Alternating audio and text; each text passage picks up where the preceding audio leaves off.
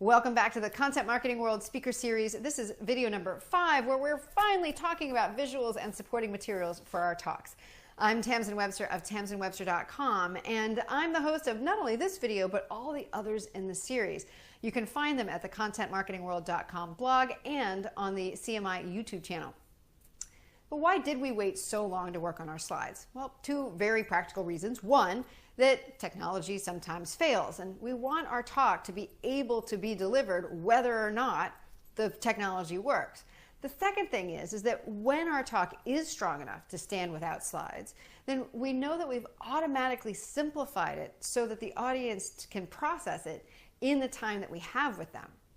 Now, all that said, when the talk can stand on its own, then the enormous power that visuals have can then be used to its best effect to make sure that the most important ideas or the most complicated concepts are explained and shown in such a way that they make the most sense to people and that they're most memorable. So how do we do that?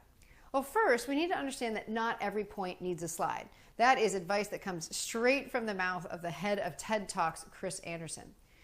If we give every point a slide and we treat them all in the same way, it's pretty much the visual equivalent of speaking in a monotone. Our brains, which process information visually so well and so powerfully, don't know whether this point is more or less important than this point if they're treated exactly the same way.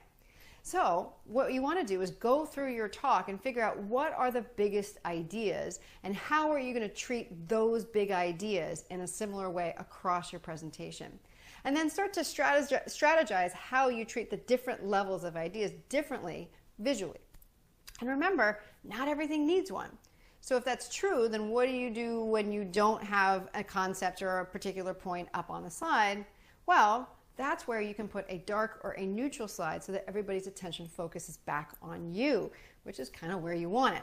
So think through where are those times when it'd be most powerful or most effective or just most interesting for people to be focused on you and what you're talking about without the slide behind you.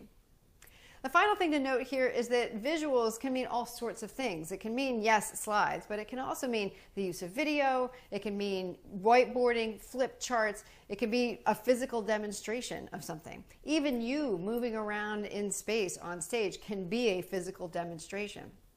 All of those pieces can be enormously important when you're thinking through how best to use visuals for your presentation. And finally, when you're thinking through, okay, but what about all the detail that I would have put up on my slides? Those are things that you can put into a document that you hand out either in person or electronically before or afterwards that captures all the information, all that detailed information you otherwise would have put on your slides.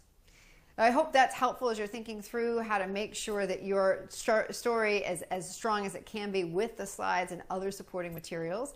Tune in next time when we start to think through how can you best modify and adapt your delivery based on the information that you're sharing. If you want more information on this or any other topics related to messaging and presentation delivery, you can find them at tamsenwebster.com/blog.